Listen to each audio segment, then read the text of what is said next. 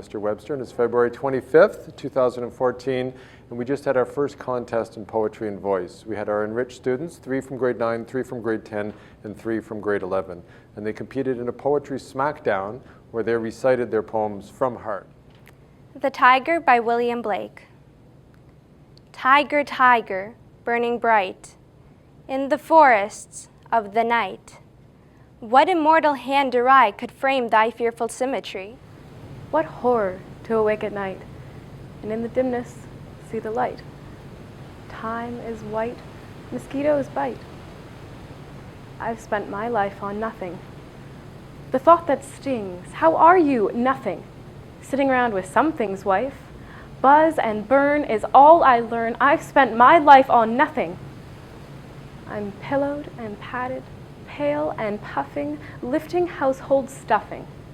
Carpets, dishes, benches, fishes. I've spent my life on nothing. I am the people, the mob, the crowd, the mass. Do you know that all the great work of the world is done through me? Look, not hurt, hopping foot to foot, which only seems to him you've got trauma to the head or we're already loco. Either way, problemo. These poems,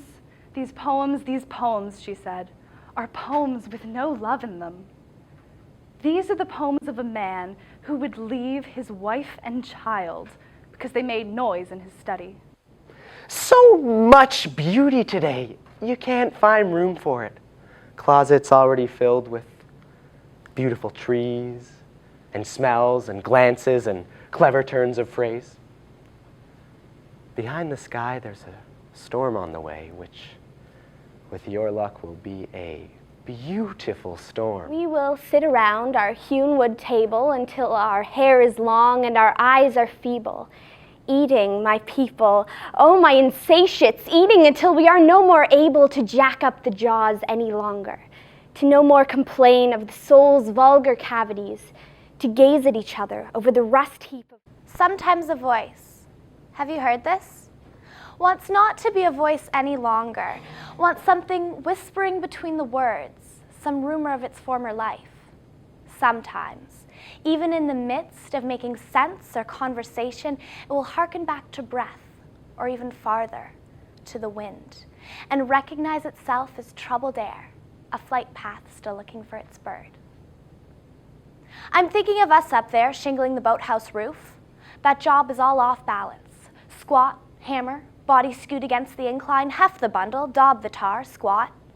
Talking, as we have always talked, about not living past the age of 30 with its labyrinthine perils, getting hooked, steady job, kids, business suit. Fuck that. The roof sloped upward like a takeoff ramp waiting for Evel Knievel, pointing into open sky.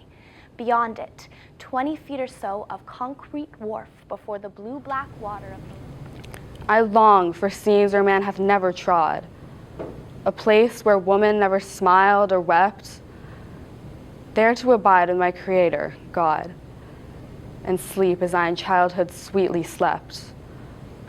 Untroubling and untroubled where I lie, the grass below, above the vaulted sky. So exciting to see how brilliantly you do these poems. So it was a tight race, but the winner, who gets to go forward to the next level, is Eden Schwartz with Sometimes a Voice.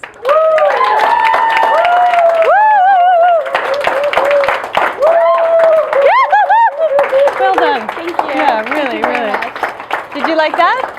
Have you got another one on your sleeve you can whip out in about 2.5 seconds? I guess I will have to. Yes, you will. I was blown away with how amazing the students were and how fantastic their rendition of those poems were. I was very moved by almost all of the presenters, all of them actually. So I'd love to do it in the future, and I look forward to it coming back to Earl Haig. Thank you. The great thing was actually I got to know some poems that I'd never seen before, and some of them were so beautiful, and it just makes me want to go away and read the other stuff that they'd written. And they did so well, and it was fabulous. And I liked actually that I think we chose the right winner, and I think she's going to do very well. Thanks so much. I learned that hand it over to the students and it just goes places you won't believe. Our in-class contests, it felt like we were on a planet called poetry.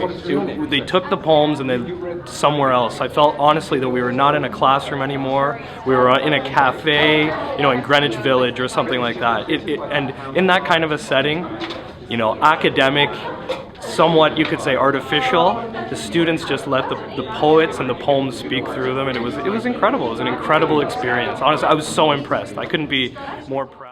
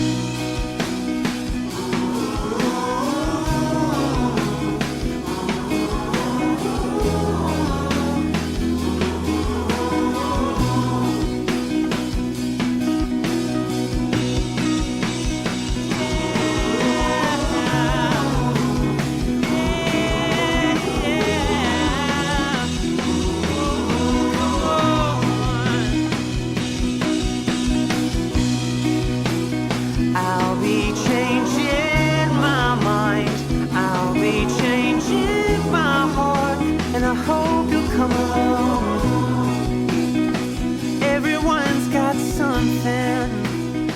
I'm still learning.